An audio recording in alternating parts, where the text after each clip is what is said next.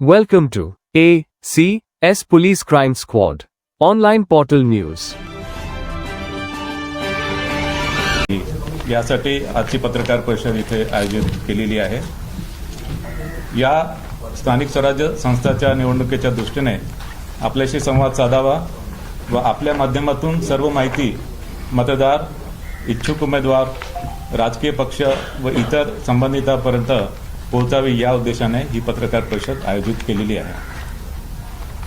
विशेष करून मला आपल्याला सांगावंसं वाटतं की ही पत्रकार परिषद विशेषतः राज्यातील महानगरपालिकांच्या सार्वत्रिक निवडणुकांसंदर्भात आज मी इथे संवाद आपल्याशी साधणार आहे. आपल्याला सांगायचं आहे की महाराष्ट्र राज्यातील 29 महापालिकाच्या निवडणुकीसंदर्भात ही पत्रकार परिषद आहे. त्यामधील 27 महानगरपालिकांची मुदत संपलेली आहे. 5 महापालिकांची 2020 मध्येच मुदत संपली होती. 18 महापालिकांची मुंबईसहित 2022 मध्ये मुदत संपली आहे आणि 4 महापालिकांची मुदत ही 2023 मध्ये संपली होती. जालना आणि इचलकरंजी या 2 नवनिर्मित महापालिका आहेत आणि त्यांच्या संदर्भात पण आज मी माहिती सांगणार आहे. बृहन्मुंबई महानगरपालिकामध्ये प्रभागामध्ये 1 सदस्यीय प्रभाग आहे आणि यामुळे बृहन्मुंबई महानगरपालिकेसाठी प्रत्येक मतदाराला फक्त 1 मत द्यावं लागेल. 28 महापालिका या बहुसदस्यीय आहेत आणि बहुतांश महापालिकेमध्ये एका प्रभागामध्ये 4 उमेदवार निवडून द्यायचे आहेत. त्या महापालिकेमधील काही प्रभाग असे आहेत की जिथे 3 उमेदवार असतील, काही प्रभाग असे असतील की जिथे 5 उमेदवार असतील. त्यामुळे या 28 महानगरपालिकेमध्ये मतदारांना साधारणतः 3 ते 5 मतं एका प्रभागामध्ये द्यावं लागतील. या महापालिका निवडणुकीमध्ये नामनिर्देशन पत्र हे ऑफलाईनच घेण्यात येईल आणि या संदर्भात राजकीय पक्षांची जी बैठक झाली होती आणि राजकीय पक्षांनी केलेल्या मागणीनुसार या महापालिकांच्या निवडणुकीमध्ये नामनिर्देशन पत्र हे ऑफलाईनच स्वीकारण्यात येतील. जात वैधता पडताळणी संदर्भात राखीव जागावर ज्यांना निवडणूक लढवायची आहे त्यांना जात प्रमाणपत्र व जात वैधता प्रमाणपत्र त्यांना सादर करणे आवश्यक आहे. मात्र जात वैधता प्रमाणपत्रासाठी सादर केलेल्या अर्जाची सत्यप्रत किंवा अन्य कोणताही पुरावा त्यांनी दिला तरी तो एक्सेप्ट केला जाईल. मात्र 6 महिन्याच्या आत जात वैधता प्रमाणपत्र सादर करण्याचे असे हमीपत्र उमेदवारांना द्यावे लागेल आणि 6 महिन्याच्या आत जात वैधता प्रमाणपत्र सादर न करू शकलेल्या संबंधित उमेदवारांची निवड ही पूर्वलक्षी प्रभावाने रद्द होईल.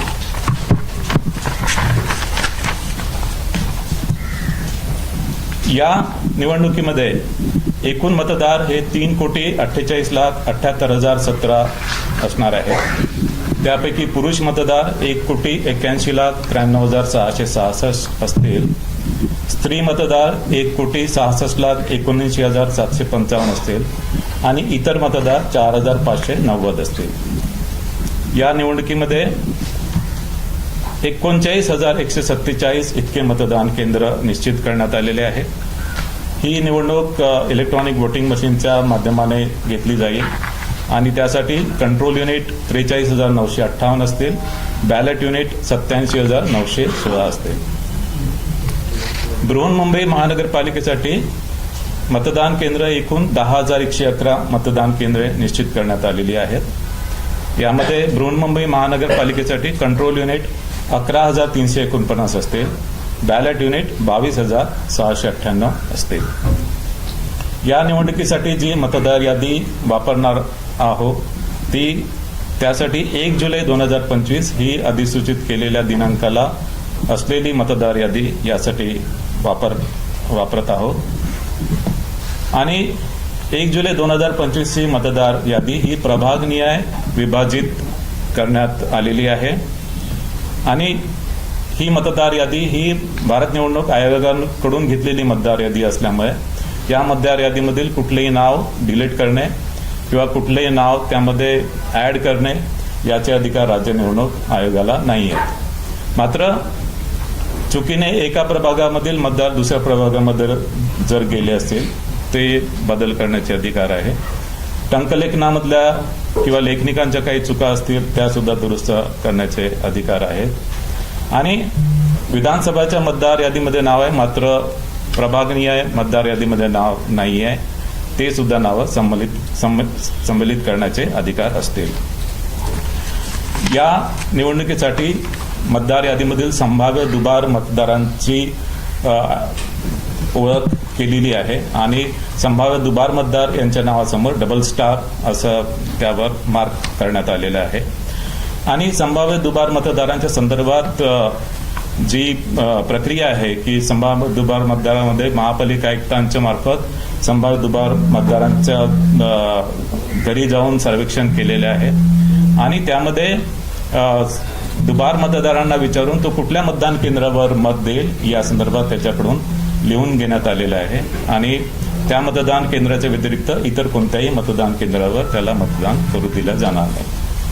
काही मतदार या मोहिमेला ज्यांनी रिस्पॉन्स दिलेला नाही त्यांना ते जर मतदान केंद्रावर मतदान करण्यासाठी आले आणि त्यांचं संभाव्य दुबार मतदार म्हणून नोंद आहे तर त्यांच्याकडून हमीपत्र स्वीकारलं जाईल आणि त्याची ओळख पटवली जाईल आणि ओळख पटवल्यानंतरच त्याला मतदान करता येईल. संभाव्य दुबार मतदार जे आहेत ते काही महानगरपालिकेमध्ये मोठ्या प्रमाणात आयडेंटिफाय झालेत.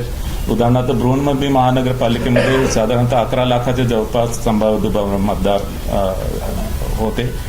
मात्र बृहन्मुंबई महानगरपालिकेने यासाठी सॉफ्टवेअरचं एक टूल डेव्हलप केलं आणि त्या सॉफ्टवेअर टूलच्या माध्यमाने आणि फील्ड व्हेरिफिकेशनच्या माध्यमाने त्यांची जी संभाव्य दुबार मतदारांची यादी आहे असेसमेंट प्रमाणे फक्त 7% त्या यादीपैकी 7% फक्त ऍक्च्युअल दुबार मतदार त्यांना आढळून आले. थोड्या बहुत फरकाने इतर सुद्धा महापालिकांमध्ये अशाच प्रकारची परिस्थिती आहे. मतदारसाठी वोटर सर्चची जी फॅसिलिटी आहे ती राज्य निवडणूक आयोगाचं जे पोर्टल आहे त्या पोर्टलवर मतदारांची वोटर सर्च फॅसिलिटी उपलब्ध करण्यात आलेली आहे आणि यामध्ये मतदारांचं संपूर्ण नाव किंवा इपिक क्रमांक टाकून सर्च फॅसिलिटी उपलब्ध करण्यात आली आहे. याशिवाय आयोगाने मताधिकार म्हणून एक मोबाईल ॲप डेव्हलप केलेला आहे आणि या मोबाईल ॲपच्या माध्यमाने सुद्धा मतदारांना त्यांचं नाव, त्यांचं प्रभाग कुठल्या प्रभागामध्ये आहे आणि मतदान केंद्र कोणते आहे हे त्यांना या मताधिकार मोबाईल ॲपच्या माध्यमाने उपलब्ध होणार आहे. हे मोबाईल ॲप सध्या अँड्रॉइड प्लॅटफॉर्मवर अवेलेबल आहे आणि हे iOS प्लॅटफॉर्मवर सुद्धा अवेलेबल आम्ही करून देतो आहे. मतदार जनजागृतीसाठी वेगवेगळे क्रिएटिव्ह रील्स आणि गीत आयोगाच्या माध्यमाने तयार केलेले त्याचा वापर करणार आहोत आणि याशिवाय महापालिका आयुक्तांना 32 विविध प्रकारच्या ज्या मीडिया ऍक्टिव्हिटीज आहेत त्याच्या माध्यमाने सुद्धा मतदार जनजागृती करण्यासाठी त्यांना आपण निर्देश दिलेले आहे. मतदान केंद्रावर ज्येष्ठ नागरिक व दिव्यांगासाठी पूर्ण सुविधा पुरवण्यात येणार आहे. त्यामध्ये तान्याबाळासह असणाऱ्या स्त्रिया, गरोदर स्त्रिया, ज्येष्ठ नागरिक आणि दिव्यांग यांना मतदान केंद्रावर मतदान करण्यासाठी प्राधान्य दिले जाणार आहे.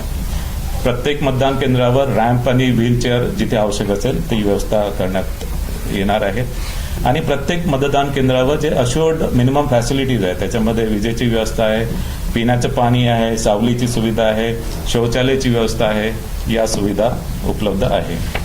काही मतदान केंद्र हे आदर्श मतदान केंद्र म्हणून असतील आणि काही मतदान केंद्र हे पिंक मतदान केंद्र किंवा गुलाबी मतदान केंद्र असतील.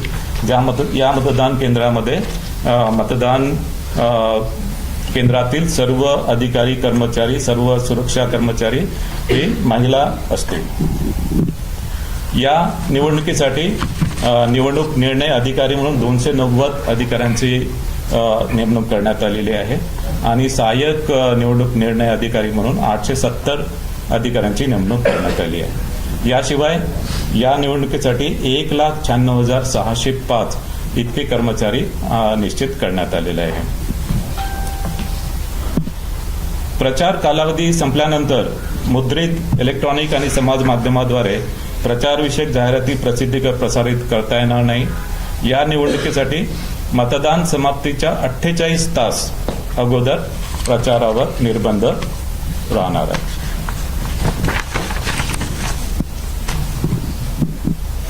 महापालिका स्तरीय माध्यम प्रमाणन व संनियंत्रण समिती स्थापन करण्यात आलेली आहे आणि विविध प्रसार माध्यमातील वृत्तांकनाच्या बाबतीत पाहणीसाठी संनियंत्रण व देखरेख या समितीमार्फत करण्यात येईल.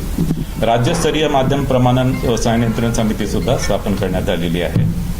याशिवाय राजकीय पक्षांशी वेळोवेळी संवाद साधण्यात आलेला आहे. राजकीय पक्षांसोबत बैठका घेऊन त्यांच्या सुद्धा सूचना विचारात घेण्यात आलेल्या आहे. स्टार कॅम्पेनरची संख्या ही 20 वरून 40 करण्यात आलेली आहे. आता मी थोडक्यात आकडेवारी सांगतो. एकूण महानगरपालिका ज्यांची निवडणूक होणार आहे त्या 29 आहे. एकूण जागा म्हणजे एकूण जागा ज्यासाठी निवडणूक होणार आहे ते 2869 जागांसाठी निवडणूक होणार आहे. त्यामध्ये महिला 1442, अनुसूचित जाती 341, अनुसूचित जमाती 77 आणि नागरिकांचा मागास प्रवर्ग 759. एकूण महानगरपालिका 29, एकूण जागा 2869, महिला 1442, अनुसूचित जाती 341, अनुसूचित जमाती 77, नागरिकांचा मागास प्रवर्ग 759. या निवडणुकीमध्ये ज्या निवडणुकीच्या खर्चावर जी मर्यादा आहे, बृहन्मुंबईसह अ वर्ग महानगरपालिकेसाठी 15 लाख, ब वर्ग महानगरपालिकेसाठी 13 लाख, क वर्ग महानगरपालिकेसाठी 11 लाख आणि ड वर्ग महानगरपालिकेसाठी 9 लाख.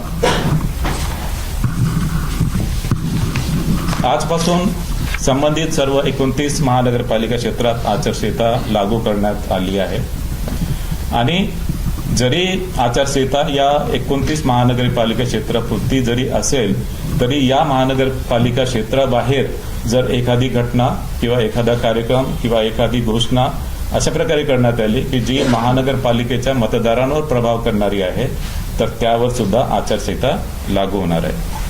मात्र ही आचारसंहिता नैसर्गिक आपत्तीच्या उपाययोजना आणि ज्या वेगवेगळ्या प्रकारच्या ज्या डिझास्टर्स येतात त्यासाठी मदतीसाठी ही आचारसंहिता यामध्ये आडकाठी असणार नाही. आता मी निवडणुकीचा कार्यक्रम आपल्याला सांगतो आहे आणि हा निवडणुकीचा कार्यक्रम बृहन्मुंबई महानगरपालिका आणि तसेच इतर महानगरपालिका या दोघांसाठी हा कार्यक्रम मी सांगतो आहे.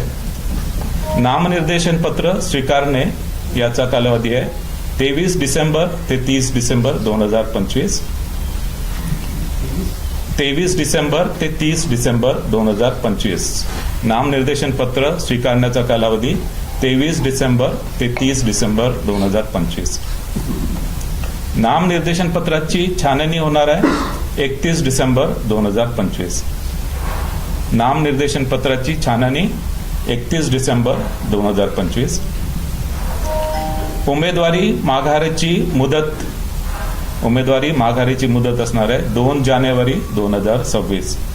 उमेदवारी माघारीची मुदत 2 जानेवारी 2026. निवडणूक चिन्ह वाटप व अंतिम उमेदवारांची यादी. निवडणूक चिन्ह वाटप व अंतिम उमेदवारांची यादी 3 जानेवारी 2026. निवडणूक चिन्ह व अंतिम उमेदवारांची यादी 3 जानेवारी 2026. मतदानाचा दिनांक 15 जानेवारी 2026. मतदानाचा दिनांक 15 जानेवारी 2026. मतमोजणीचा दिनांक 16 जानेवारी 2026. मतमोजणीचा दिनांक 16 जानेवारी 2026. आता मी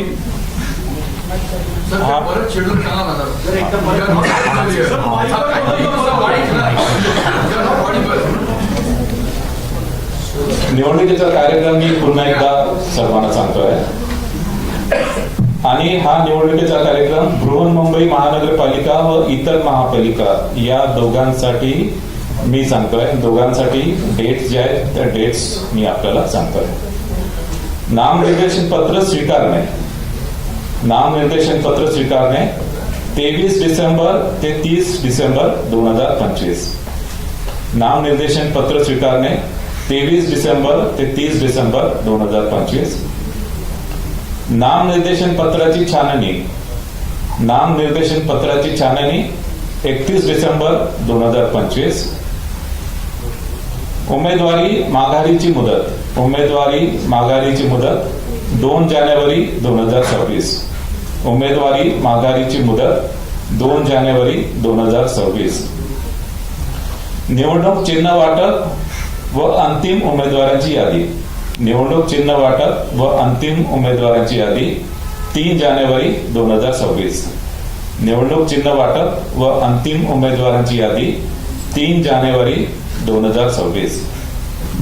मतदानाचा दिनांक, मतदानाचा दिनांक 15 जानेवारी 2026. मतदानाचा दिनांक 15 जानेवारी 2026. मतमोजणीचा दिनांक, मतमोजणीचा दिनांक 16 जानेवारी 2026. मतमोजणीचा दिनांक 16 जानेवारी 2026. आता हीच माहिती मी, निवडणुकीच्या कार्यक्रमाची माहिती मी हिंदीमध्ये आपल्याला देतो आहे. राज्य की बृहन्मुंबई महानगर पालिका सहित 29 महानगर पालिका का चुनाव कार्यक्रम मैं घोषित कर रहा हूं. नामांकन पत्र जमा करना, नामांकन पत्र जमा करना 23 दिसंबर से 30 दिसंबर 2025. नामांकन पत्र जमा करना 23 दिसंबर से 30 दिसंबर 2025. नामांकन पत्रों की जांच, नामांकन पत्रों की जांच 31 दिसंबर 2025. नामांकन पत्रों की जांच 31 दिसंबर 2025. उम्मीदवारी वापस लेने की अंतिम तारीख, उम्मीदवारी वापस लेने की अंतिम तारीख 2 जनवरी 2026. उम्मीदवारी वापस लेने की अंतिम तारीख 2 जनवरी 2026. चुनाव चिन्ह वितरित करना, चुनाव चिन्ह वितरित करना और उम्मीदवारों की अंतिम सूची, चुनाव चिन्ह वितरित करना और उम्मीदवारों की अंतिम सूची 3 जनवरी 2026. चुनाव चिन्ह वितरित करना और उम्मीदवारों की अंतिम सूची 3 जनवरी 2026. चुनाव की तारीख, चुनाव की तारीख 15 जनवरी 2026. चुनाव की तारीख 15 जनवरी 2026. मतगणना, मतगणना 16 जनवरी 2026. मतगणना 16 January 2026. Now I will tell this election program in English. I am declaring the election schedule of 29 municipal corporation in Maharashtra. Filing of nomination, filing of nomination 23rd December to 30th December 2025. Filing of nomination 23rd December to 30th December 2025. Scrutiny of nomination, scrutiny of nomination 31st December 2025. Scrutiny of nomination 31st December 2025. Withdrawal of candidature, withdrawal of candidature 2nd January 2026. Withdrawal of candidature 2nd January 2026. Allotment of election symbol, allotment of election symbol and final list of contesting candidate. Allotment of election symbol and final list of contesting candidate 3rd January 2026. Allotment of election symbol and final list of contesting candidate 3rd January 2026. Date of poll, date of poll 15th January 2026. Date of poll 15th January 2026. Counting of votes 16th January 2026. Counting of votes 16th January 2026. So this is the election schedule. तर अशा प्रकारे हा निवडणूक कार्यक्रम घोषित करण्यात आलेला आहे आणि यानंतर आपण प्रश्नोत्तराला सुरुवात सर, करू. आज राहुल अंतिम मतदाराचा अंतिम दिवस होता प्रसिद्ध करण्याचा, परंतु अद्याप देखील निवडणूक आयोगाच्या वेबसाईटवर अंतिम यादी प्रसिद्ध नाही आहे किंवा ज्या प्रिंटआउट राज्यात राजकीय पक्षांनी दिल्या जाणार होत्या त्या कुठल्याही प्रिंटआउट अद्याप दिला जात नाहीये. मुंबई महापालिकेचे बालमोरा सांगतायत, तुम्ही सांगितलं आहे की मतदार याद्यांच्या प्रिंटआउट आता लगेच देऊ नका. पहिल्या काही मतदार याद्यांच्या प्रिंटआउटमध्ये काहीतरी घोळ असल्याचं दिसून येते. हे नसताना अचानकपणे तुम्ही एवढी घाई गडबड का करतायत असं फक्त बृहन्मुंबई महानगरपालिकेच्या संदर्भात मतदार यादींच्या याच्यामध्ये टेक्निकल इश्यू होता. तो टेक्निकल इश्यू सॉर्ट आउट झालेला आहे आणि आता कुठल्याच प्रकारचा टेक्निकल इश्यू त्याच्यामध्ये राहिलेला नाही आणि मतदार यादीबाबत कुठल्याही प्रकारचा गोळ नाही आहे आणि जो थोडा एक इश्यू आलेला होता तो आम्ही सॉर्ट आउट केलेला आहे. राजकीय पक्षांना प्रिंटआउट दिल्या जात नाहीये. प्रिंटआउट त्यांना आजच आम्ही प्रोव्हाइड करणार आहे. नगर परिषदेच्या निवडणुकाच्या पद्धतीने पुढे ढकलण्यात आल्या होत्या. काही कारणास्तव काही तांत्रिक गोष्टी आढळल्या, न्यायालयामध्ये काही लोक गेले, त्यानंतर त्याची तारीख पुढे ढकलण्यात आली. तशा पद्धतीचा व्यत्यय या महानगरपालिका निवडणूक कार्यक्रमामध्ये येऊ नये यासाठी निवडणूक आयोगाने काही विशेष खबरदारी यावेळी घेतली आहे का? नगर परिषद नगरपंचायतच्या निवडणुकीच्या संदर्भात जी निवडणूक पुढे ढकलल्या गेली त्यामध्ये कारण होतं की त्याच्यामध्ये अपील जे आहे ते अपील ऍक्च्युली ज्याप्रमाणे 3 दिवसाच्या आतमध्ये निघायला पाहिजे होते ते अपील वेळोवेळी निकाली निघालेले नाही आहे आणि त्याच्यामुळे त्यांना जो विड्रॉलचा जो पिरियड आहे तो विड्रॉलचा पिरियड पुरेसा मिळाला नाही. त्याच्यामुळे त्या निवडणुका पुढे ढकलण्यात आल्या होत्या.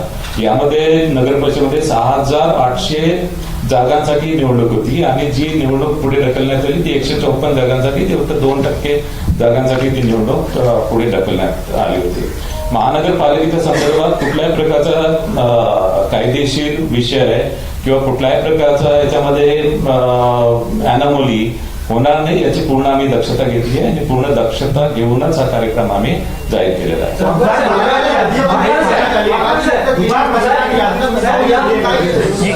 एक प्रश्न आहे की ज्या नुकत्या स्थानिक स्वराज्य संस्थांच्या निवडणुका पार पडल्या, अनेक राजकीय पक्षांनी नाराजी व्यक्त केली आहे निवडणूक आयोगाच्या एकूण कारभारावर, कारण प्रचंड जोर दिसून आला. मग निवडणुका काही ठिकाणी पुढे ढकलणं असेल, काही ठिकाणी जो ब्रीथिंग पिरियड असतो प्रचार समाप्तीचा तो रात्री 10 वाजेपर्यंत होता आणि दुसऱ्या दिवशी सकाळी पुन्हा 7ला मतदान सुरू झालं. परत निवडणुकीचा निकाल घोषित करणं सुद्धा तुम्हाला 21 तारखेला ती तारीख पुढे ढकलावी लागली. या सगळ्या कारभारावर अनेक राजकीय पक्षांनी नाराजी व्यक्त केलेली आहे. मुख्यमंत्र्यांनी नाराजी व्यक्त केली. यामध्ये ऍक्च्युली जी निवडणूक पुढे ढकलण्यात आली त्यामध्ये त्याला कारण होतं, कारण की ज्या ठिकाणी अपील फाईल झालेले होते त्या अपील डिसाईड करण्यासाठी उशीर झाला आणि तो अपील डिसाईड करण्यासाठी उशीर झाला म्हणून तिथे उमेदवारी मागे घेण्याची विड्रॉलसाठी जी 3 दिवसाची जी मुदत आहे रूल नंबर 17B प्रमाणे 3 दिवसाची मुदत तिथे देता आली नाही आणि त्याच्यामुळे त्या निवडणुका आपण पुढे ढकलल्या. ऍक्च्युली ज्या निवडणुका पुढे ढकलल्या नाही त्यांचं जे मतमोजणीचं जे काम आहे ते आम्ही 3 डिसेंबरलाच ठेवलेलं होतं. मात्र माननीय उच्च न्यायालयाच्या आदेशाप्रमाणे ही जी मतमोजणी आहे मतमोजणी आता ज्या निवडणुका पुढे ढकलल्या आहेत त्या सर्व आणि 2 डिसेंबरला जे मतदान झालेलं आहे आणि आता 20 डिसेंबरला ज्या निवडणुका होणार आहे यानंतर सर्वांचंच मतमोजणी ही 21 डिसेंबर रोजी होणार आहे.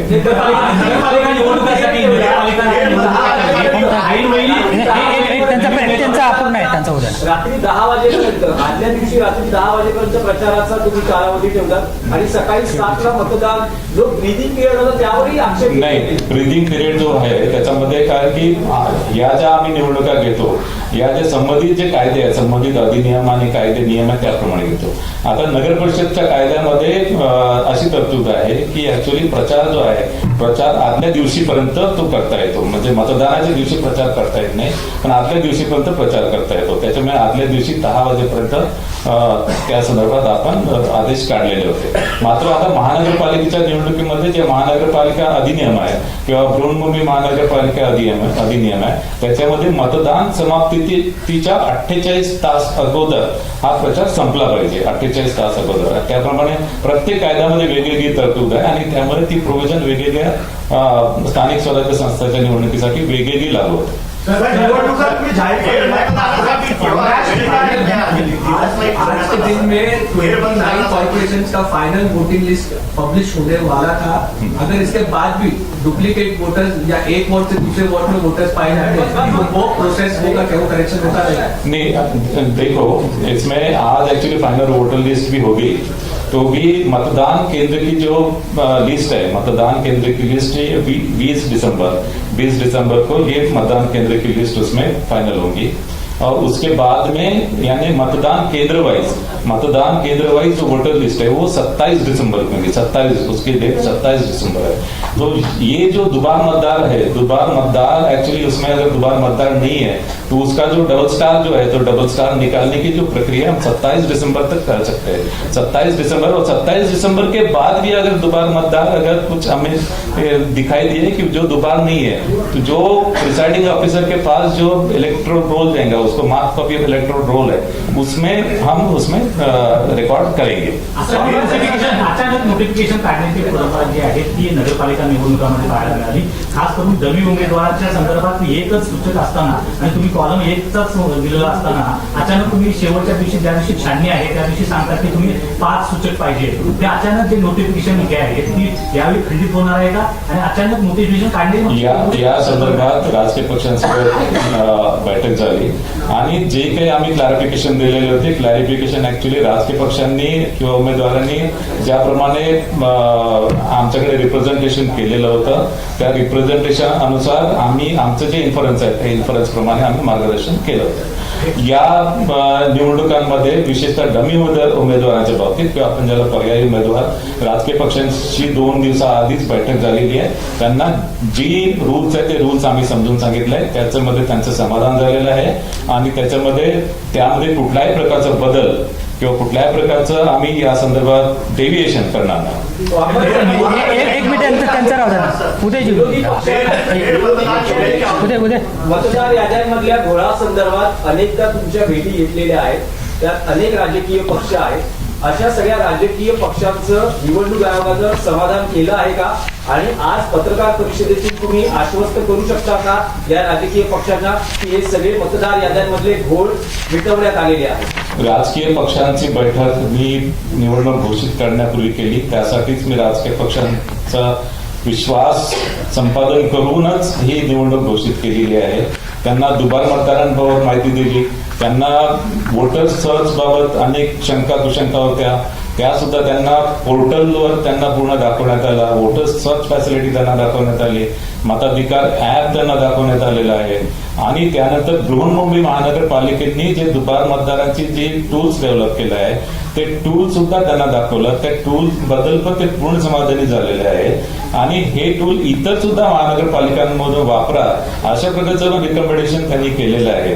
आणि इतर महानगरपालिका जसं पिंपरी चिंचवड महानगरपालिकेने त्यांच्याकडे टूल डेव्हलप केलेला आहे आणि या टूलच्या माध्यमाने दुबार मतदार जे आहे टोटल दुबार मतदार ऍक्च्युअल जे दुबार आहे ते फक्त 5% ते 20% आढळून आले. जास्तीत जास्त 20%, कमीत कमी 5%.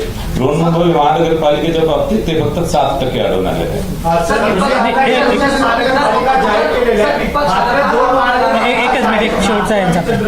याचं आरक्षण देखील 50%पेक्षा जास्त आहे. त्यामुळे पुन्हा त्या कोर्टातून कुठला त्रास होऊ शकतो का आणि त्यासाठी पुन्हा काही प्रक्रिया करावी लागणार आहे? यामध्ये नागपूर आणि महानगरपालिकेचं 50% पेक्षा जास्त आरक्षण आहे.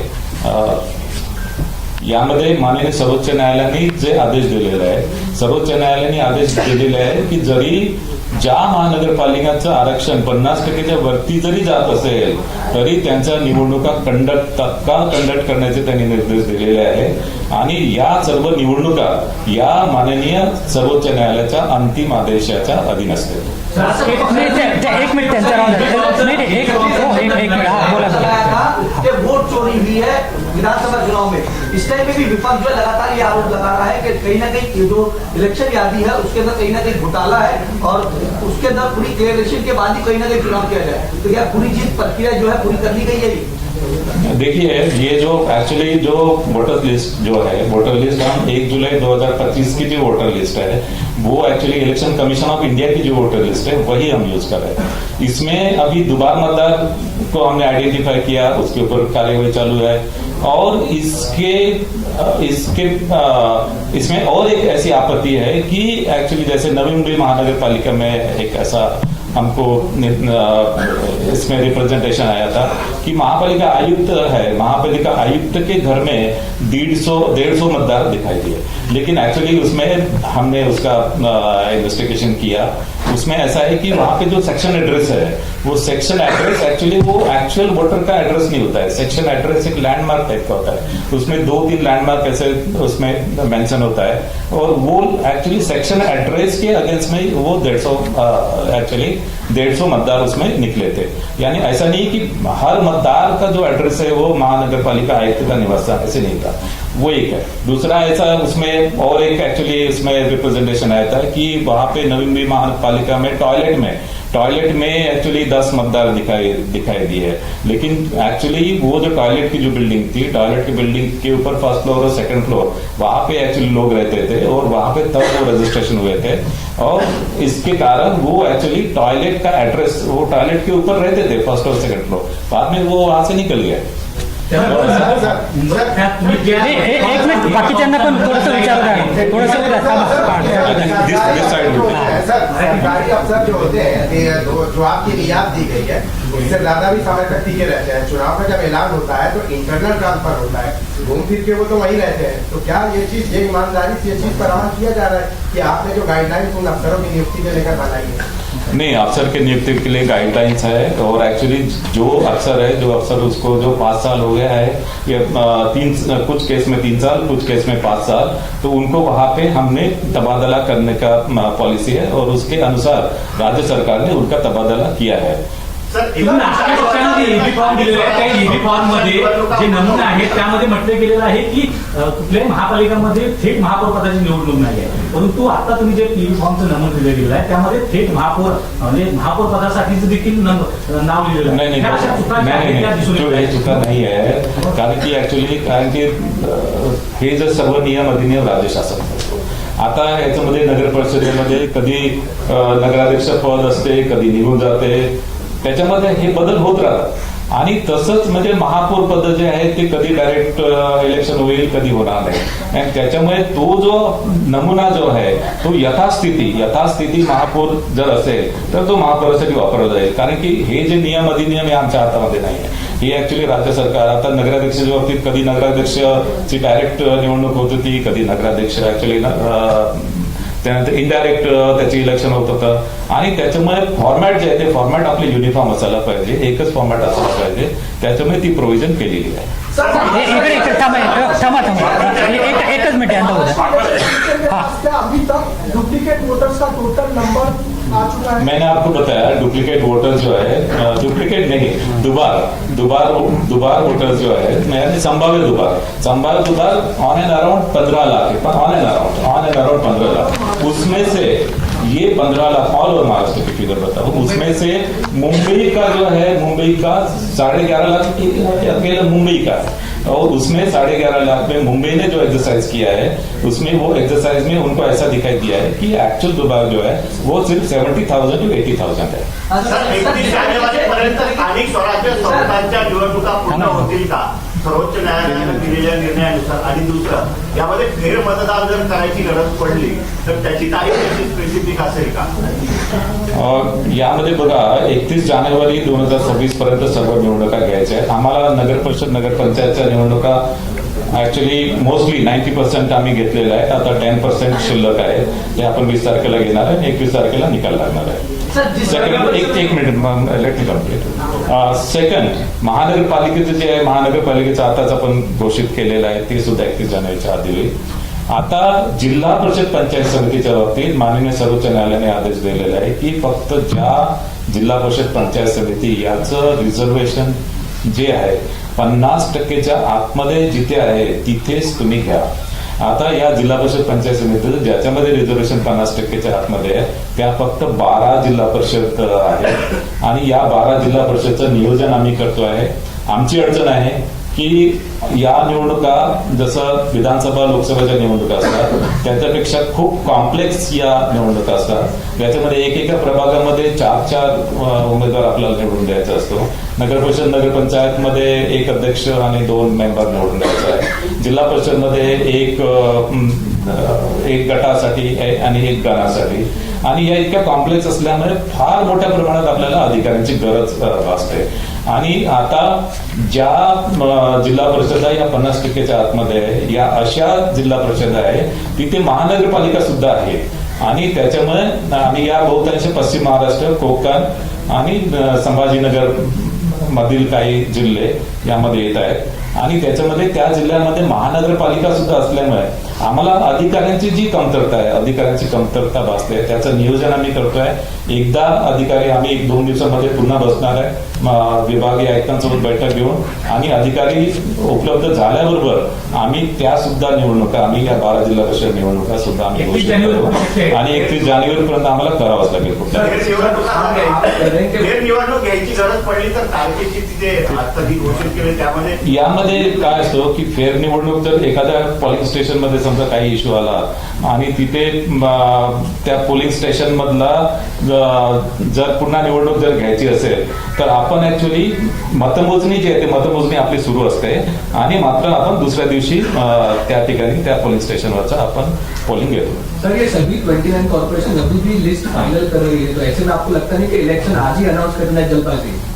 नहीं, एक्चुअली ये जो अंतिम मतदार यादी है सभी 29 महानगर पालिका की फाइनल हो गई है और उसके बाद में भी 27 तारीख तक 27 दिसंबर तक ये पोलिंग स्टेशन वाइज एक्चुअली यादी जो है वो पोलिंग स्टेशन वाइज यादी ये फायनल हो जाएगी. नगरपालिका निवडणुकांमध्ये पैशाचा भरमसाठ वापर झाल्याचं पाहायला मिळालं. तशा प्रकारचे व्हिडिओ देखील समोर आलेले आहेत. अनेक ठिकाणी कारवाई केल्याचे केवळ दिखावा झाला परंतु महापालिका निवडणुकांमध्ये यामध्ये प्रचंड अशा प्रकारचा पैशाचा वापर जो आहे तो अधिक होऊ शकतो. त्या संदर्भात अधिक काळजी घेणं गरजेचं वाटतं का आणि तशा प्रकारचं नियोजन निवडणूक आयोगाकडून केलं जाते का? कारण या सर्वाधिक जास्त नगरपालिका निवडणुकांमध्ये सर्वाधिक जास्त आरोप केले गेले की पैशाचा वाटप झालेला आहे मतदारांना. नगर परिषद नगर पंचायतीमध्ये साधारणतः ऍक्च्युली ज्या आपण काळजी घेतली होती त्याप्रमाणेच महानगरपालिकेच्या इलेक्शन मध्ये पण आपल्याकडे flying squad, static surveillance team आणि आपला या पैशांच्या वाटपांसंदर्भात आपण सर्व बँक आहेत किंवा मग ज्या पतसंस्था आहे यावर पूर्ण आपलं नियंत्रण आणि मॉनिटरिंग याच्यामध्ये आहे आणि या संदर्भात नगर परिषद नगरपंचायती संदर्भात ऍक्च्युली अराउंड 2.5 कोटी यामध्ये हस्तगत जप्त सुद्धा करण्यात आले होते आणि त्या संदर्भात संबंधितांविरुद्ध कारवाई सुद्धा करण्यात आली. इन्कम टॅक्स डिपार्टमेंट कडे केस देण्यात आली. काही ठिकाणी गुन्हे सुद्धा दाखल करण्यात आले आणि यावर आणि विशेष करून एअरपोर्ट आणि बस स्टेशन आणि रेल्वे स्टेशन यावर सुद्धा आपलं त्याच्यामध्ये पथक राहणार आहे. एक मिनिट इकडचे एक होऊ द्या जरा. You know, while taking these actions against तुम्ही म्हणतात the money use already, but the political party guys have been claiming against each other the use of money was so blatant. काही ठिकाणी 5,000 पर वोट, 10,000 वोट, 15,000 वोट हे सगळं तिथे visible आहे. तुमच्या मशिनरीला काही दिसलं नाही. What is the identification? ह्या संदर्भात तुम्ही काय मेजर्स घेतलेले आहेत का? हे जे तुम्ही सांगताय ते सगळे नुसते टोटल आहेत की 2.5 कोटीचं फक्त हे झालं पण this is the money being circulated ते कॅन्डिडेट सांगतायत स्वतः. तर त्या संदर्भात नगर परिषद नगर पंचायतीच्या बाबतीत आचारसंहिता एकूण 29 तक्रारी आपल्याकडे आलेल्या होत्या. त्यापैकी 11 तक्रारी निकाली निघालेल्या आहे. 18 तक्रारी संदर्भात चौकशी सुरू आहे आणि विशेष करून मी तुम्हाला सांगितलं की जी ऍक्च्युली पैसे जे आहेत पैसे संदर्भात 3,04,74,110 ही रक्कम जप्त करण्यात आली. त्यामध्ये इन्व्हेस्टिगेशन सुद्धा झालं आहे आणि मद्य वाटपाच्या संदर्भात 1,46,144 लिटर मद्य आणि अंमली पदार्थ हे जप्त केले आहे आणि याशिवाय 4 तलवारी, 2 गुप्ती व 2 चाकू देखील जप्त केलेले आहे. अशा प्रकारची उपाययोजना आपण महानगरपालिकेच्या आपण निवडणुकीमध्ये करणार आहोत. is in hurry to conduct the election. And Shiv Sena UBT sent in a letter today, and they are mentioning that such action raised doubt about the credibility of the election process. What will be your answer on that? No, actually, basically, we have assessed everything. We have assessed the manpower requirement. We have assessed the electoral roll, and actually we have also identified Dubar voters, and the exercise of Dubar voters has also been undertaken. And as far as the electronic voting machine, that also we have assessed. So a sufficient number of electronic voting machine is available. Error-free electoral roll is there. And we have to conduct these elections under any circumstances before 31st January as per Honorable Supreme Court mandate. So actually, basically, all the preparations for the elections are there. And when we were ready for the election, then only we have declared the elections. The app and the voting site that you mentioned, the website in which anomalies will be regularized, or what are the steps that are being taken to delete these anomalies? See, actually, as far as the Dubar voters are concerned, the number one, like actually, whichever voters which are marked as Dubar and the double star has been marked, so these voters are contacted by the municipal commissioner and their officers and staff. And actually, option has been taken from the voter in which polling station he will vote. And accordingly, it is marked in the electoral roll. And in other polling stations where his name is appearing, so there also it is marked that he will vote at a particular polling station. So he will be allowed voting in a particular polling station, not other polling station. As far as the other, let me complete our question.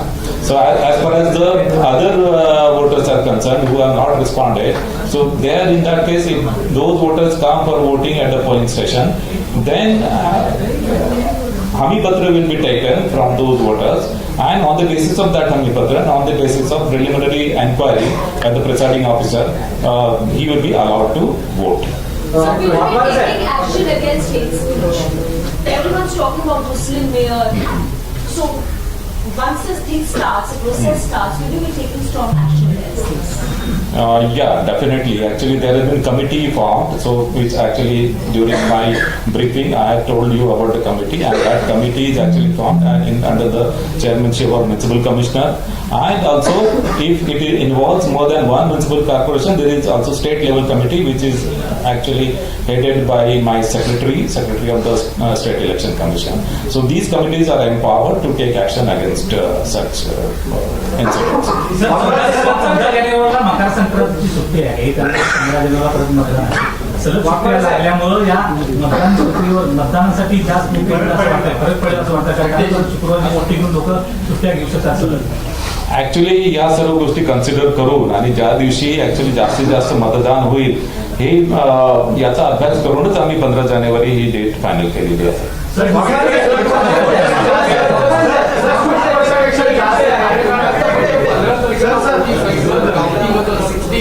Just for the readers, can you just narrate what's the timing for the counting and what's the timing for the voting? हा एक प्रश्न sir. आणि दुसरा, as you are very much here, the Angar Nagar Parishad election just hogged notoriously the headlines and limelights across.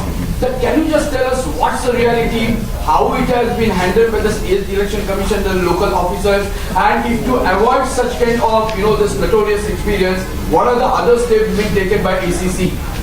See, actually, the time for the poll will be 7:30 from 7:30 in the morning till 5:30 in the evening. So, time for the poll will be 7:30 in the morning till 5:30 in the evening. And at 5:30 in the evening, so actually whatever voters, those are in the queues, those also will be basically taken for the voting. So the procedure is that you go to the last voter standing in the queue and start distributing the cheats, and those voters will be allowed to vote. That's one thing.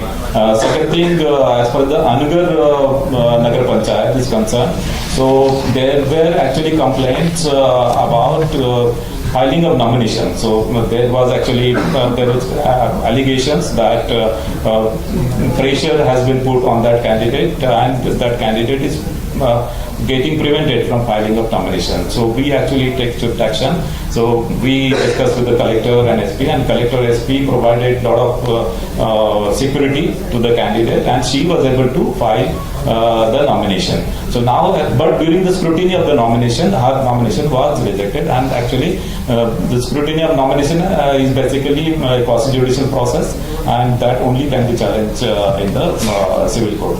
So accordingly, the case went to the civil court, and civil court dismissed the case. Waghmare साहेब, एक आहे की या स्थानिक स्वराज्य संस्थांच्या निवडणुकांमध्ये सिंधुदुर्गामध्ये बरेचसे आरोप झाले राजकीय पक्षांकडून की पैसे वाटप खूप मोठ्या प्रमाणावर झालं. या सगळ्या प्रचाराच्या काळात शिवसेना आमदार निलेश राणे यांनी एक स्टिंग ऑपरेशन केल्याचा त्यांचा दावा आहे. भाजप पदाधिकाऱ्यांच्या घरी साधारण 25 लाखांची कॅश त्यांनी या काही व्हिडिओ किंवा त्या माध्यमातून दाखवून दिली. त्यांनी निवडणूक आयोगाकडे या बाबतीतली तक्रार केली, पण त्यांचं असं म्हणणं आहे किंवा त्यांचे असे आरोप आहेत की संबंधित व्यक्तीवर कुठलीही कारवाई झाली नाही, पण निलेश राणे यांच्यावर मात्र स्थानिक पोलिसांनी ट्रेसपासिंग आणि अनेक गुन्हे दाखल केले. त्यांना असं सांगण्यात आलं की निवडणूक आयोगाला स्थानिक निवडणूक अधिकाऱ्यांनी अहवाल दिलेला आहे. तर या सगळ्या प्रकरणामध्ये निवडणूक आयोगाने काही कारवाई केली आहे का, याच्यामधली सत्यता पडताळून पाहिली आहे का, या बाबतीत आता आपण काय सांगणार? नाही, यामध्ये आता ही जी रक्कम आहे ही एक रक्कम ऍक्च्युली बेडरूम मध्ये होती, बेडरूम मध्ये जप्त करण्यात आली. आणि बेडरूम मध्ये जे कारण की हे मतदारांना वाटप करताना असं ऍक्च्युली त्याच्यामध्ये निदर्शनास आलं नाही मतदारांना ऍक्च्युली, आणि मतदारांना वाटप करताना निदर्शनास आलं तर तो डेफिनेटली गुन्हा ठरला असता. मात्र ही बेडरूम मध्ये दिसून आल्यामुळे त्याच्यामुळे ही केस जी आहे ती एक केस तिथले जे कलेक्टर आहेत, कलेक्टर सिंधुदुर्ग यांनी इन्कम टॅक्स डिपार्टमेंटकडे दिलेली आहे, आणि इन्कम टॅक्स डिपार्टमेंट मार्फत त्याचं इन्व्हेस्टिगेशन सुरू आहे. सर जैसे वोटिंग वोटर के स्टैंड पे जो है उनका ब्रोकर जाता है, फिर भी जो वोटर्स है वो अपना वोट नहीं डाल पाता. जिस तरीके से पहले चैलेंजिंग वोट हुआ करते थे, लेकिन जो अधिकारी है वो उनको ये कहते हैं कि आपका वोट डल चुका है, आप वोट नहीं डाल सकते. तो उन वोटर्स के लिए क्या होगा जिनका ऑलरेडी कोई बोगस वोट डाल के चला जाता है? नहीं, ये जो होता है ना, जो एक्चुअली वोटर जो है उसका वो वोटर्स अगर वोट करने के लिए आता है और वहां पे उसको दिखाई दिया कि उसके नाम से और भी वोट करके चला गया, तो उसमें एक्चुअली उसको जो वोट है उसको टेंडर वोट बोलते हैं. उसको एक्चुअली वो बैलेट पेपर पे उसको वोट करने दिया जाता है, और वो जो पेपर है बैलेट पेपर वो अलग लिफाफे में रखते हैं. सर बहुत सारे अधिकारी जो है वो पहले कहते हैं कि आपका वोट डल चुका है, आप वोट नहीं डाल सकते. नहीं, टेंडर वोट वो कर सकता है. he can actually vote, but his vote will be termed as a tender vote. I know that there has been always a stipulation from the any kind of an ECA officer or from your side that the strong rooms cannot be poached or strong room cannot be tampered. But a lot of political parties and those who are individually contesting the elections are making such kind of noise about, somebody is entering there. कालची एक interesting आहे की कोणीतरी उंदरांनी म्हणे ते तोडली वगैरे. The reported is that. Maybe truth or not, we don't know.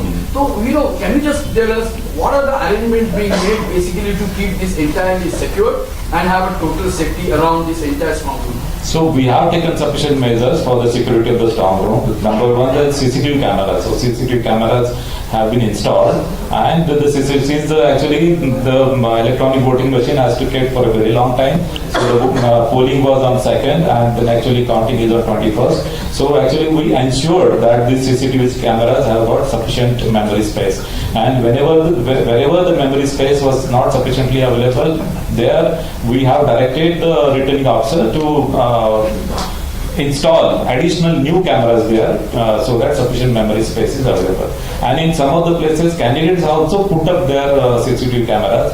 The candidates have also been allowed to put up their lock on the strong room, and actually they have been allocated spaces so where they can actually see the actual proceedings of the actually see the door of the strong room, and fumigation has also been done. So I have also basically read about, like in one strong room, basically there was some gap in the door because of the rat, but then it was spontaneous. It was because of rat. There was no manual intervention in that.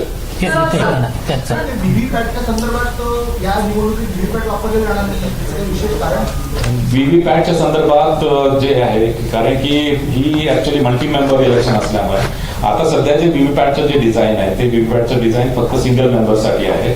आपल्या निवडणुकामध्ये एका वॉर्डमध्ये 4 लोकांना निवडून द्यायचं आहे आणि त्याच्यामुळे 4 मेंबरसाठी VVPAT अजूनही device झालेली नाही आहे. या संदर्भात देशातल्या सर्व राज्य निवडणूक आयोगांनी एक कमिटी, टेक्निकल इव्हॅल्युएशन कमिटी स्थापन केली आहे. त्याच्यामध्ये IIT, IIMचे प्रोफेसर्स, IIT आणि ISCचे प्रोफेसर्स आहेत त्याच्यामध्ये. आणि त्यांनी आमच्यासाठी म्हणजे राज्य निवडणूक आयोगासाठी इलेक्ट्रॉनिक वोटिंग मशीन त्यांनी डिझाईन केलं. पण व्हीव्हीपॅटचं डिझाईन अजूनपर्यंत त्यांनी तयार केलेलं नाही, कारण की व्हीव्हीपॅट डिझाईन हे 4 याच्यामध्ये उमेदवार असल्यामुळे त्याचं डिझाईन खूप कॉम्प्लेक्स आणि चॅलेंजिंग आहे. आणि त्यामुळे हे डिझाईन तयार झाल्यानंतर मग ते डिझाईन फिजिबल असेल तर त्याच्यानंतर व्हीव्हीपॅट आपल्याला वापरता येईल. आणि त्याच्यामुळे सध्या जे निवडणुकीचे जे नियम आहेत त्याच्यामध्ये व्हीव्हीपॅट वापरण्यासंदर्भात कोणतीही तरतूद नाही आहे. 2005 मध्ये इलेक्ट्रॉनिक वोटिंग मशीन वापरण्याची तरतूद करण्यात आली होती, मात्र व्हीव्हीपॅट संदर्भात कुठल्याही प्रकारची तरतूद नाही.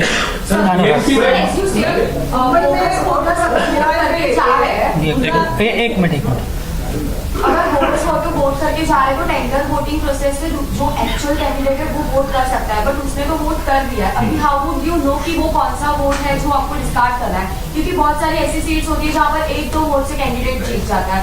तो ऐसी सीट पे अगर ऐसी चीजें हो सकती है, हुई सपोज, तो री इलेक्शन दिया जा सकता है क्या sir?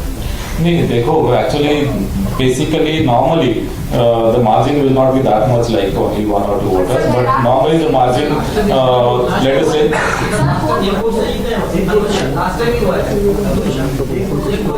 there are huge possibilities. Basically the provision is that whichever tender votes are never counted. So what is the point of like actual candidate is voting, he is giving tender votes, but they are not being counted. So what is the point of actual candidate is voting? actually when a particular voter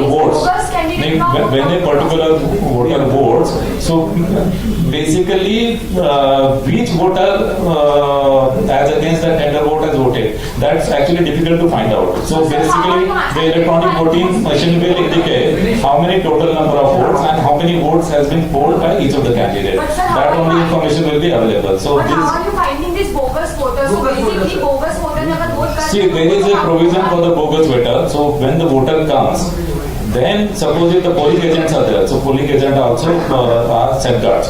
So if the polling agent finds that this voter is not the real voter, is the bogus voter, then they can raise the objection. And if they raise the objection, the presiding officer is empowered to do the summary inquiry. And in the summary inquiry, if it is found that the voter is bogus voter, then actually, and the case of impersonation is proved, then he is handed over to the police. There are others also. But sir, majority of voters are not even identified now. Only like when real candidate appears, then you come to know this is bogus voter and vote has already been like counted. So what is the procedure? So procedure are already true. Sir, एक minute madam. हाँ madam. और उन्होंने voting card बनाया और उनका राज्य बोलने का दूसरे राज्य का भी है ऑलरेडी वोटिंग कार्ड, तो डबल वोटिंग कैसे करते हैं मुंबई में? उनको अलाउड है क्या? नहीं, देखिए मुंबई में जो है ना, बाकी के स्टेट के जो मतदार है यहाँ पे अगर शिफ्ट हो गए तो उनका जो एक्चुअली नाम है ये मतदार यादी में आता है, लेकिन वो शिफ्टिंग अगर उसने समझो गुजरात का है तो गुजरात का अगर मतदार यहाँ पे शिफ्ट हो गया तो उसका जो यहाँ के मतदार यादी में उसका नाम इंक्लूड होता है and he is allowed to vote there. एक मिनट. आज की तारीख में जैसे 213 वार्ड नंबर 213 में लोगों का घर है और उसका वोट देने जाना है 216 में, अभी तक प्रक्रिया पूरी नहीं हुई है, तो उसको उसी वार्ड में वोट देने का अधिकार नहीं. इसमें एक्चुअली ये जो है ना प्रभाग जो गलत प्रभाग में आ गए उनको एक्चुअली सही प्रभाग में डालने के लिए हमने महापालिका आयुक्त को पूरे पावर दी है और महापालिका आयुक्त ने उसमें ऐसे जो वोटर्स जो गलत प्रभाग में आ रहे हैं उनको करेक्ट प्रभाग में उन्होंने डाला है. मुंबईमध्ये एक सदस्यीय निवडणूक आहे, एका प्रभाग आहे, तर त्याच्यासाठी दिव्यांग आणि अतिज्येष्ठांना गृह मतदान असेल का? आणि हाऊसिंग सोसायटीमध्ये पण मतदान मुंबईसाठी वेगवेगळ्या नाही, याच्यामध्ये दिव्यांग मतदारांसाठी जसं ज्याप्रमाणे इलेक्शन कमिशन ऑफ इंडियाने जी तरतूद केलेली आहे की दिव्यांग मतदार असले किंवा 80+ जे मतदार आहेत त्यांना घरी जाऊन वोटिंगची सुविधा आहे आणि त्यासाठी इलेक्शन कमिशन ऑफ इंडियाचे रिप्रेझेंटेशन ऑफ पीपल्स ऍक्ट मध्ये त्याच्या रूल्स मध्ये बदल केलेला आहे.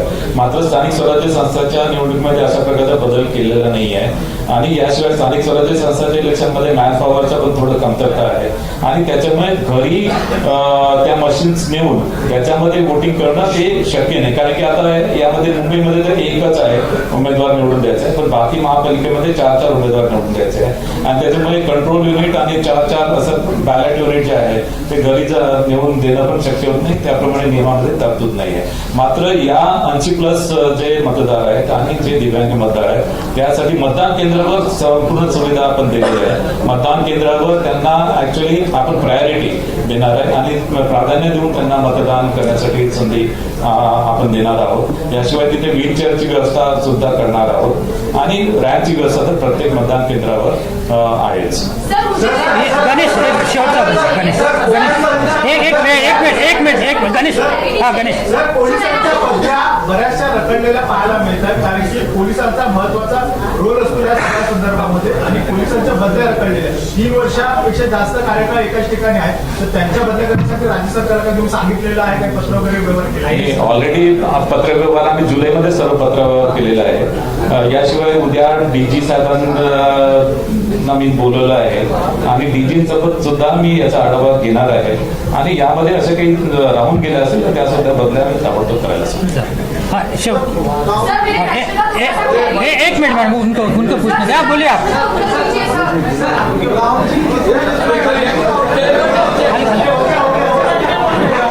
तर आता आपण सर्व चर्चा केलेली आहे. याच्याशिवाय हे एंड नाही आहे. त्याच्याशिवाय काही प्रश्न असतील तुम्ही पर्सनली माझ्याकडे ज्यांचं समाधान झालेलं नसेल त्यांनी पर्सनली माझ्याकडे या.